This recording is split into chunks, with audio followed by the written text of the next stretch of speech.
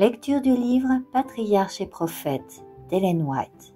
Deuxième partie du chapitre intitulé La prise de Jéricho. Dieu est prêt à faire de grandes choses pour ses enfants. Il viendra infailliblement au secours de ceux qui s'abandonnent entièrement à lui et lui obéissent. La raison pour laquelle son peuple est si faible, c'est qu'il se confie trop en lui-même et ne donne pas au Seigneur l'occasion de manifester sa puissance. Après un court répit, Josué résolut d'attaquer Haï, petite ville de ravines, à quelques kilomètres à l'ouest de la vallée du Jourdain. Les espions qui y furent envoyés revinrent en disant que ses habitants étaient peu nombreux et qu'il suffirait d'un petit contingent d'hommes pour la prendre. La grande victoire que Dieu venait de donner à Israël l'avait rempli de confiance en lui-même. Le pays de Canaan lui avait été promis, mais il oubliait que le succès lui venait d'en haut. Il regardait ses ennemis avec mépris et commençait à se faire une haute opinion de sa valeur militaire. Josué lui-même avait proposé la conquête d'Aï sans consulter l'Éternel. Comptant donc sur une victoire facile, on jugea qu'une troupe de 3000 hommes suffirait pour s'emparer de la place. Sans s'assurer que Dieu serait avec eux, ils partirent pleins d'ardeur et s'avancèrent vers la porte de la ville. Mais ils y rencontrèrent une résistance si énergique, des adversaires si nombreux et si bien armés, qu'ils prirent la fuite en désordre. Les gens d'Aï les poursuivirent depuis la porte de la ville jusqu'à Sébarim et les battirent à la descente. Quoique la perte fût minime, il n'y eut que 36 hommes tués, cette défaite découragea Israël. Le cœur du peuple se fondit et devint comme de l'eau. C'était la première fois que les Hébreux livraient bataille aux Cananéens et les défenseurs de cette petite ville avaient suffi pour les faire battre en retraite. Que devait-il donc augure du résultat des grands engagements qui les attendaient?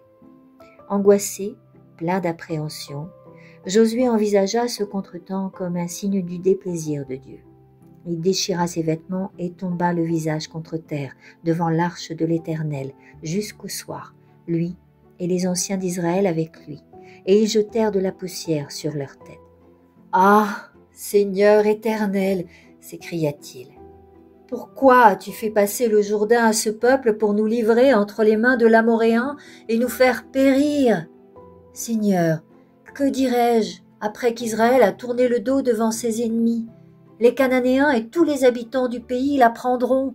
Ils nous envelopperont, ils retrancheront notre nom de la terre. Et que feras-tu pour ton grand nom? » Dieu lui répondit, « Lève-toi. Pourquoi es-tu ainsi prosterné contre terre? Les enfants d'Israël ont péché. Ils ont transgressé l'alliance que je leur avais prescrite. » L'heure était à l'action, prompte et énergique, et non au désespoir et aux lamentations. La congrégation abritait quelques péchés secrets.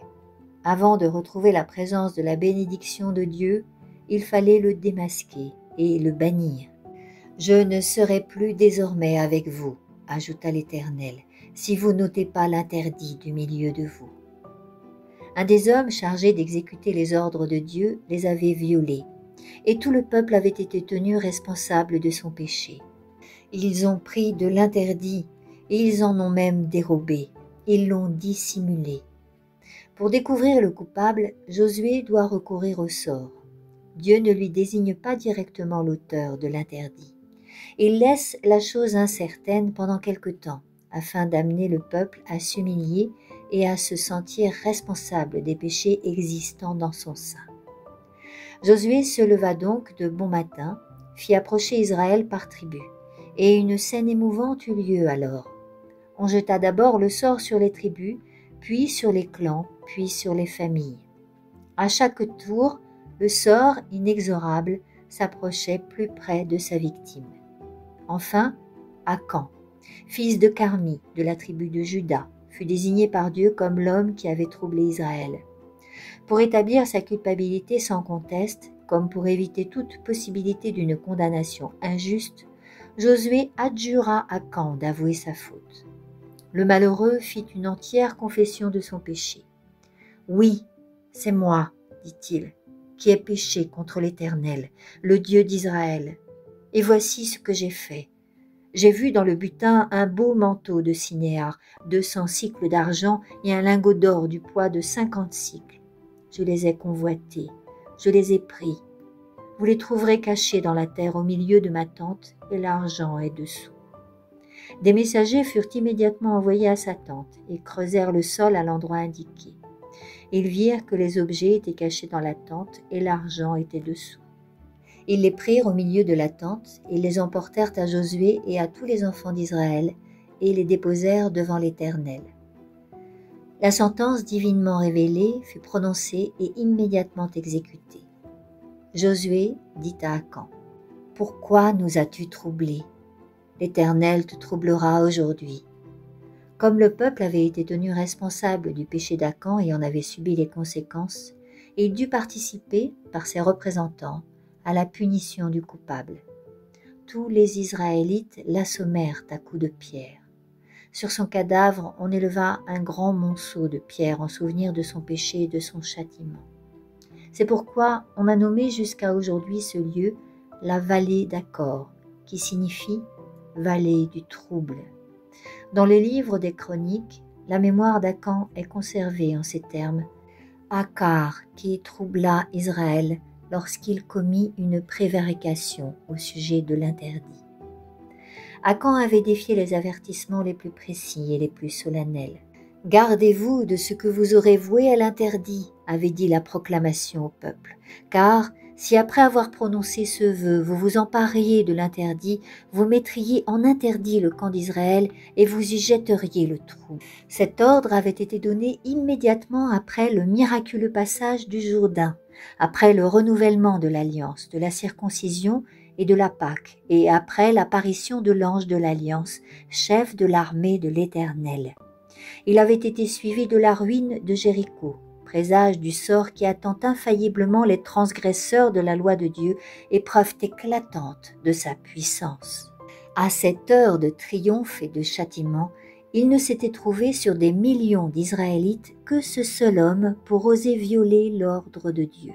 La cupidité d'Akan avait été excitée par un fastueux vêtement babylonien, qu'il appelait encore, au moment d'être exécuté, un beau manteau de Sinéar. Entraîné d'un péché dans un autre, il avait fini par s'approprier l'or et l'argent consacrés au trésor de l'Éternel, frustrant ainsi Dieu des prémices de la terre de Canaan. Le péché même qui causa la perte d'Akan avait sa racine dans l'amour de l'argent. C'est un des péchés les plus communs de nos jours et dont on fait le moins de cas. D'autres fautes sont poursuivies et châtiées, mais il est très rare que la violation du 10e commandement donne lieu, ne fût-ce qu'à une simple réprimande. L'histoire d'Akan est là pour nous en apprendre l'énormité et les terribles conséquences. L'avarice, l'apprêter au gain, est un mal qui se développe graduellement. Akan l'avait caressé au point que cette passion était devenue pour lui une chaîne presque impossible à briser. Il aurait été horrifié si on lui avait dit que ce péché allait causer un désastre en Israël, mais le mal avait fini par endormir sa conscience et il ne succomba que trop facilement à la tentation. En face d'avertissements aussi solennels et explicites, ne commettons pas aujourd'hui des péchés tout semblables? La convoitise et l'avarice nous sont tout aussi formellement défendues qu'elles le furent à Israël et à Akan. Il est écrit que la convoitise, l'avarice, est une idolâtrie. Il est aussi écrit « Vous ne pouvez servir Dieu et Mammon. Gardez-vous avec soin de toute avarice. » Que l'avarice ne soit pas même nommée parmi vous. Nous avons les exemples lamentables d'Akan, de Judas, d'Ananias et de Saphira. Avant cela, il y eut celui de Lucifer, le fils de l'aurore, qui perdit à jamais la gloire et la félicité du ciel pour avoir convoité une plus haute position. Et malgré tous ces exemples, la convoitise abonde. Sa trace visqueuse se retrouve partout. Elle crée le mécontentement et la dissension dans les familles. Chez le pauvre, elle fait naître l'envie et la haine contre le riche, et chez le riche, elle provoque l'oppression spoliatrice du pauvre. Ce mal n'existe pas seulement dans le monde, mais dans l'Église, où il est fréquent de rencontrer l'égoïsme, l'avarice, la rapacité, l'indifférence vis-à-vis des indigents et la frustration de Dieu dans les dîmes et dans les offrandes. Que d'Akan, hélas, parmi les membres considérés des églises. Combien d'hommes se rendent gravement à l'église et s'approchent de la table du Seigneur en recelant parmi leurs biens des gains illicites et des choses que Dieu a maudites. Pour un beau manteau de cinéar, des multitudes de gens sacrifient l'approbation de leur conscience et leur espoir de la vie éternelle. Des multitudes troquent leur probité et leur utilité en ce monde contre quelques 100 cycles d'argent. Les cris de l'humanité souffrante restent sans écho. La propagation de l'Évangile est arrêtée dans sa marche. Ces exemples qui donnent un démenti au christianisme servent de point de mire au sarcasme des mondains. Et l'avare chrétien continue à accumuler ses trésors, mais l'homme peut-il tromper Dieu? Le péché d'Akan avait fait courir un grand péril à toute la nation. Aujourd'hui encore, la faute d'un seul homme peut attirer sur l'Église le déplaisir de Dieu, qui pèsera sur elle jusqu'à ce que le mal ait été découvert et banni de son sein. Les plus grands maux qui menacent l'Église ne viennent pas de ses ennemis déclarés, des incrédules et des blasphémateurs, mais bien de ses membres indignes. Ce sont eux qui la privent de la bénédiction du Dieu d'Israël. Quand l'Église passe par la tribulation, quand sa froideur et sa médiocrité font la joie de ses ennemis, le moment est venu non de croiser les bras et de se lamenter, mais de se demander s'il n'y a pas un Akan dans le troupeau. Que chacun, dans un esprit d'humiliation, fasse un retour sur lui-même et se mette à rechercher quels sont les péchés secrets qui éloignent la présence de Dieu. La confession d'Akan était venue trop tard pour qu'elle pût lui profiter. Il avait vu l'armée d'Israël revenir d'Aï battue et découragée. Il avait vu Josué et les anciens courbés sur la terre dans une angoisse inexprimable. S'il avait fait sa confession alors, il aurait donné quelques preuves d'un vrai repentir. Mais il garda le silence.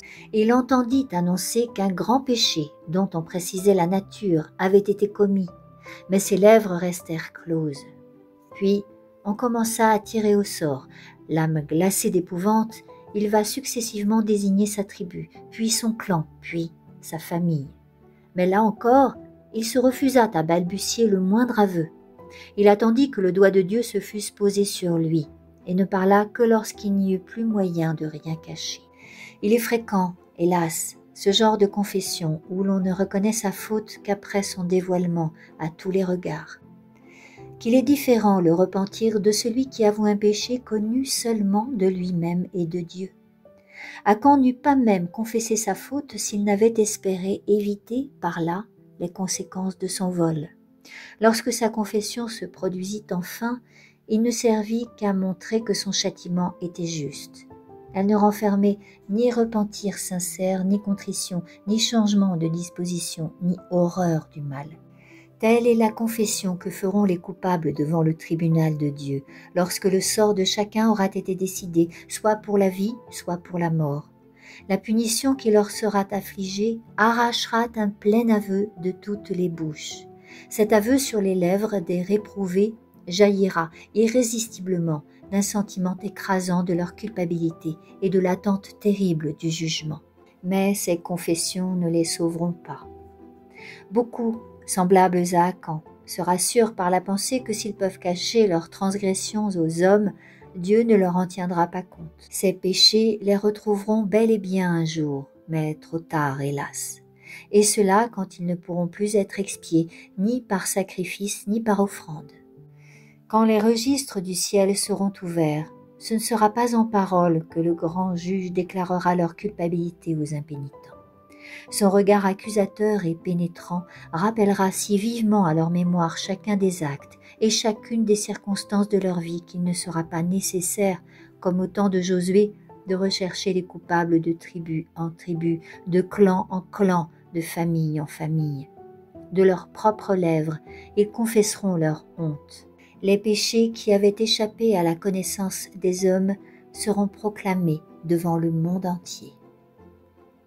Je t'invite à la suite de ce récit au chapitre 46, intitulé « L'Assemblée de Sichem ».